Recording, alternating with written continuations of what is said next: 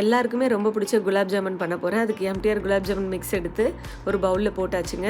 ஏற்கனவே காய்ச்சி ஆற வச்சுன திக்கான பால் ஊற்றி பிசையும் போது குலாப் ஜாமுன் இன்னுமே சாஃப்டாக இருக்கும். சப்பாத்தி மாவு டைட்டாக பிசையக்கூடாது.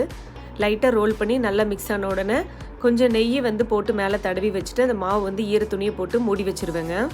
அவ்வளோதான். கொஞ்சம் லேட்டாக எடுத்து பார்த்தோம் அப்படின்னா மாவு சூப்பர் சாஃப்டாக பொங்கி வந்திருக்கும்.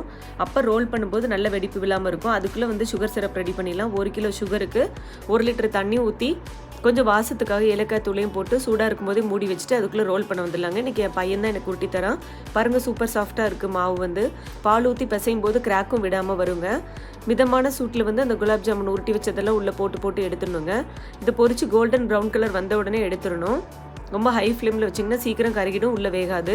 ஒரு பெரிய தாம்பாளத்தில் கொஞ்சம் குங்குமப்பூ போட்டு சுகர் சிரப் சூடான சிரப்பை ஊற்றி பொரிச்சு வச்ச குலாப் ஜாமுன் எல்லாத்தையும் போட்டுருந்தேங்க. கொஞ்ச நேரம் கழித்து பார்த்தீங்கன்னா சாஃப்டான குலாப் ஜாமுன் ரெடி.